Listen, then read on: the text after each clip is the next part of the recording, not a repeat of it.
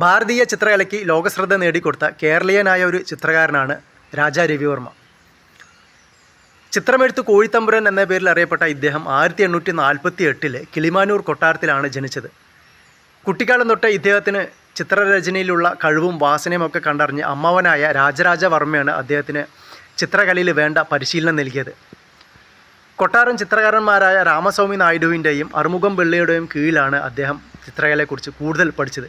അവരിൽ നിന്ന് തന്നെ വാട്ടർ കളർ ചിത്രകലയും പഠിച്ചു. അക്കാലത്താണ് തിയോഡോർ ജോൺ എന്ന ലോകപ്രശസ്തനായ ഒരു ഇംഗ്ലീഷ് ചിത്രകാരൻ തിരുവനന്തപുരം കൊട്ടാരത്തിലെത്തുന്നത്. അദ്ദേഹത്തിൽ നിന്നും രാജാ രവിവർമ്മ എണ്ണച്ചായ ചിത്രരചന പഠിച്ചു.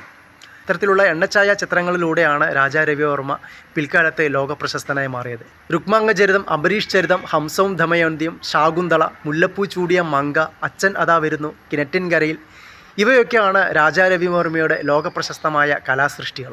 നളചരിതത്തിലെയും ശാകുന്തളത്തിലെയും ഒക്കെ കഥാപാത്രങ്ങളെ അദ്ദേഹം തൻ്റെ എണ്ണച്ചായ ചിത്രങ്ങളിലൂടെ ലോകപ്രശസ്തമാക്കി മാറ്റി. വിയന്നയിലും ഷിക്കാഗോയിലും വെച്ച് നടന്ന ചിത്ര പ്രദർശനങ്ങളിൽ രാജാ രവിവർമ്മയുടെ ചിത്രങ്ങൾ നിരവധി സമ്മാനങ്ങൾ നേടിയിട്ടുണ്ട്. മാത്രമല്ല ഇന്ത്യയിലെ പ്രധാന നഗരങ്ങളിലെല്ലാം തന്നെ ഇദ്ദേഹം ചിത്ര പ്രദർശനങ്ങൾ നടത്തിയിട്ടുണ്ട്. കൽക്കത്ത, ബോംബെ, മദ്രാസ്, ഡൽഹി എന്നിങ്ങനെയുള്ള പ്രധാന നഗരങ്ങളിലെ ആർട്ട് ഗാലറികളിൽ രാജാ രവിവർമ്മയുടെ ചിത്രങ്ങളുടെ ഒരു വലിയ ശേഖരം തന്നെയുണ്ട്. 1937 ശ്രീ ചിത്ര തിരുനാൾ മഹാരാജാവ് തിരുവനന്തപുരത്ത് സ്ഥാപിച്ച ശ്രീചിത്ര ആർട്ട് ഗാലറിയിൽ രാജാ രവിവർമ്മയുടെ ചിത്രങ്ങളുടെ ഒരു വലിയ ശേഖരം തന്നെ പ്രദർശിപ്പിച്ചിട്ടുണ്ട്.